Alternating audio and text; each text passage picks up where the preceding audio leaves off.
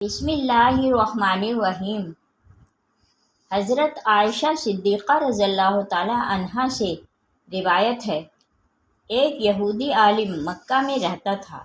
جب وہ رات آئی جس میں حضور اکرم صلی اللہ علیہ وآلہ وسلم پیدا ہوئے تو وہ قریش کی ایک مجلس میں بیٹھا تھا۔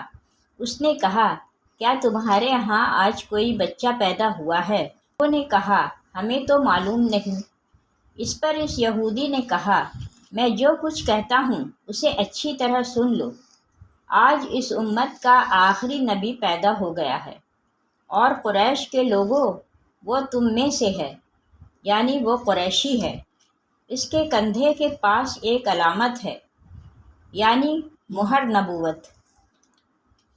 اس میں بہت زیادہ بال ہیں اور یہ نبوت کا نشان ہے۔ اس بچے کی ایک علامت یہ ہے کہ وہ 2 رات تک دودھ نہیں پیے گا۔ ان باتوں کا ذکر اس کی نبوت کی علامات کے طور پر پرانی کتب میں موجود ہے۔ علامہ ابن حجر نے لکھا ہے کہ یہ بات درست ہے۔ آپ صلی اللہ علیہ وآلہ وسلم نے 2 دن تک دودھ نہیں پیا تھا۔ یہودی عالم نے جب یہ باتیں بتائیں تو لوگ وہاں سے اٹھ گئے۔ انہیں یہودی کی بات سن کر بہت حیرت ہوئی تھی۔ جب وہ لوگ اپنے گھروں میں پہنچے تو ان میں سے ہر ایک نے اس کی باتیں اپنے گھر کے افراد کو بتائیں۔ عورتوں کو چونکہ حضرت آمنہ کے ہاں بیٹا پیدا ہونے کی خبر ہو چکی تھی، اس لیے انہوں نے اپنے مردوں کو بتایا، ذرا چل کر مجھے وہ بچہ دکھاؤ۔ لوگ اسے ساتھ لیے حضرت آمنہ کے گھر کے باہر آئے۔ ان سے بچہ دکھانے کی درخواست کی۔ آپ نے بچے کو کپڑے سے نکال کر انہیں دے دیا۔ لوگوں نے آپ صلی اللہ علیہ وآلہ وسلم کے کندھے پر سے کپڑا ہٹایا۔ یہودی کی نظر جو ہی مہر نبوت پر پڑی، وہ فوراً بے ہوش ہو کر گر پڑا۔ اسے ہوش آیا تو لوگوں نے اس سے پوچھا، تمہیں کیا ہو گیا تھا؟ جواب میں اس نے کہا، میں اس غم سے بے ہوش ہوا تھا کہ میری قوم میں سے نبوت ختم ہو گئی، اور اے قریشیو، اللہ کی قسم، یہ بچہ تم پر زبردست غلبہ حاصل کرے گا اور اس کی شہرت مشرق سے مغرب تک پھیل جائے گی۔ ملک شام کا ایک یہودی ایس مکہ سے کچھ فاصلے پر رہتا تھا۔ وہ جب بھی کسی کام سے مکہ آتا، وہاں کے لوگوں سے ملتا تو ان سے کہتا، بہت قریب کے زمانے میں تمہارے درمیان ایک بچہ پیدا ہوگا، سارا عرب اس کے راستے پر چلے گا، اس کے سامنے ذلیل اور پست ہو جائے گا، وہ عجم اور اس کے شہروں کا بھی مالک ہو جائے گا۔ یہی اس کا زمانہ ہے۔ جو اس کی نبوت کے زمانے کو جو پائے گا اور اس کی پیروی کرے گا، وہ اپنے مقصد میں کامیاب ہوگا۔ جس خیر اور بھلائی کی وہ امید کرتا ہے وہ اس کو حاصل ہوگی، اور جو شخص اس کی نبوت کا زمانہ پائے گا مگر اس کی مخالفت کرے گا، وہ اپنے مقصد اور آرزوؤں میں ناکام ہوگا۔ مکہ معظمہ میں جو بھی بچہ پیدا ہوتا، وہ یہودی اس بچے کے بارے میں تحقیق کرتا اور کہتا، ابھی وہ بچہ پیدا نہیں ہوا ہے۔ آخر جب نبی کریم صلی اللہ علیہ وسلم اس دنیا میں تشریف لائے تو حضرت عبدالمطلب اپنے گھر سے نکل کر اس یہودی کے پاس پہنچے۔ اس کی عبادت گاہ کے دروازے پر پہنچ کر انہوں نے آواز دی۔ ایس نے پوچھا، کون ہے؟ انہوں نے اپنا نام بتایا۔ پھر اس سے پوچھا، تم اس بچے کے بارے میں کیا کہتے ہو؟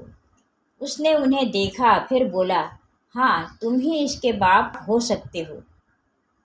بے شک وہ بچہ پیدا ہو گیا ہے جس کے بارے میں تم لوگوں سے کہا کرتا تھا، وہ ستارہ آج طلوع ہو گیا ہے۔ اس بچے کی پیدائش کی علامت ہے، اور اس کی علامت یہ ہے کہ اس وقت اس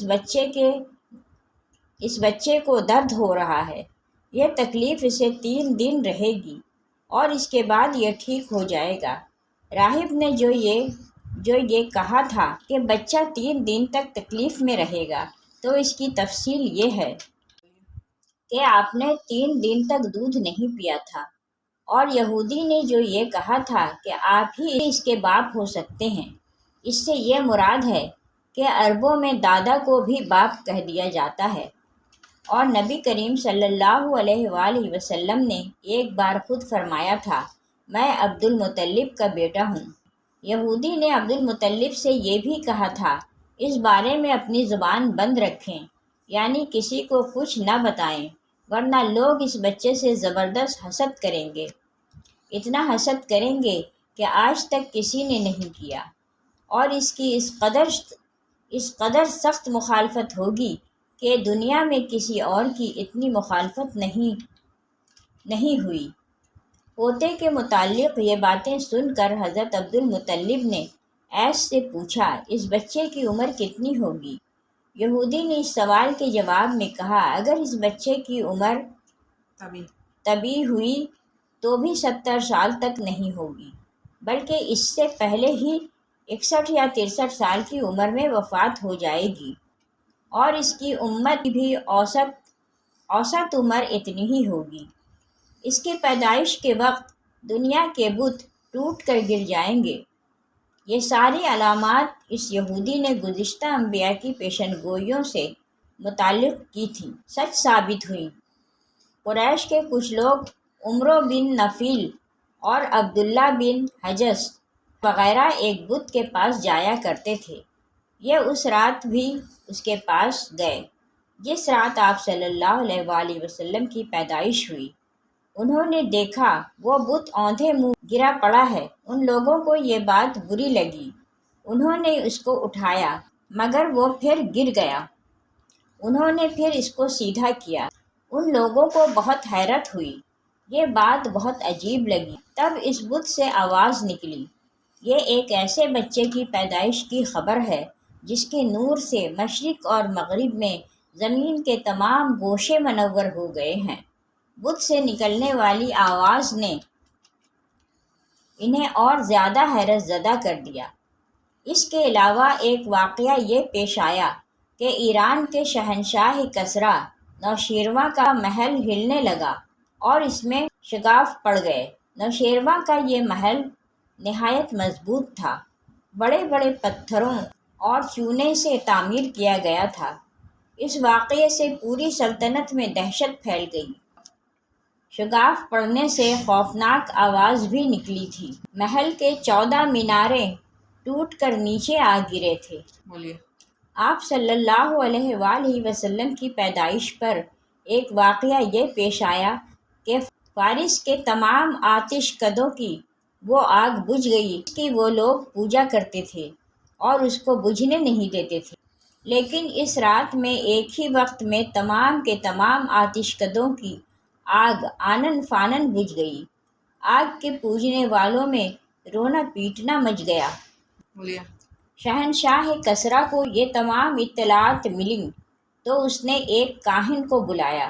اس نے اپنے محل میں شگاف پڑنے اور آتش کدوں کی آگ بجھنے کے واقعات اسے سنا کر پوچھا، آخر ایسا کیوں ہو رہا ہے؟ وہ کاہن خود تو جواب نہ دے سکا، تاہم اس نے کہا، ان سوالات کے جوابات میرا ماموں دے سکتا ہے، اس کا نام ستی ہے۔ نوشیروان نے کہا، ٹھیک ہے، تم جا کر ان سوالات کے جواب لاؤ۔ وہ گیا، ستی سے ملا، اسے یہ واقعات سنائے۔